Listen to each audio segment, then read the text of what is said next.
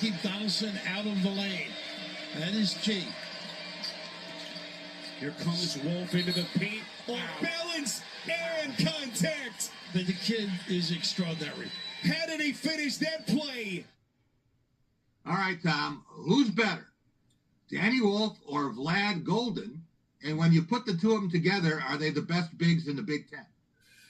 I don't know that. I mean, and Danny, he's one of these guys that drives you crazy. Oh, I mean, you love the guy one trip down the court and you disdain him the Knicks, but he's done a variety of things. I mean, they're both probably out, on again, off again. They're both about even. They're great together. But I'm telling you what, Danny's better when he lets Trey play the point guard role. And John Beilein talked about this in the Big Ten Network. I mean, he does too much ball handling, but sometimes when at money time, he delivers, and he did down in Bloomington yesterday. Rico, the Wolverines lost in Minnesota on a launch at the buzzer, courtesy of Dawson Garcia. Mm-hmm. But how do they keep winning these close games now? This is four-pointer, three-pointer yesterday. They get themselves in predicaments, but they seem to work out of them.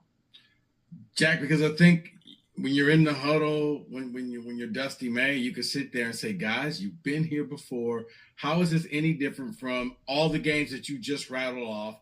Let's not lose our head. We've been in this fight before. It's something about, for a while, it looks like the team is just lucky, but then they just know how to close. And that's the Wolverines, man. If they're in a game 2 points or 3 points or less, they're going to find a way to win that thing.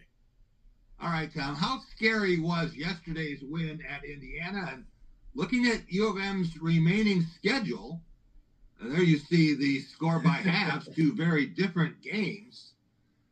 Looking at the schedule here, which ones do the Wolverines drop? I mean, that could be 3-0 or 0-3 coming up, these next three. If they grab two, I'll be ecstatic. If they grab one of these next three, I'll be all right. I mean, that's what level we're talking about, the competition. And then look at Nebraska at what they're like at home. That is a daunting schedule. I'm still in that 13-7, 14-6 range for this team, even as we're sitting here, at 10-2 right now, 8 games to go and 5 at home.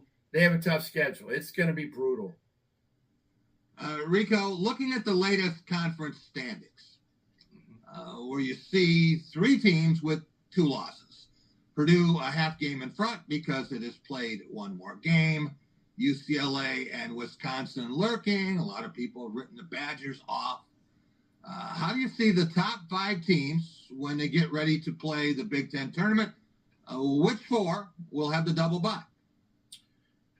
Double bye. I think Michigan State will have a double bye. I think Purdue will have a double bye. I think Wisconsin will have a double bye. And Tom, does Michigan play Illinois again this year? In Ann Arbor. Winner of that game gets the final double bye. That's how I see it. Okay.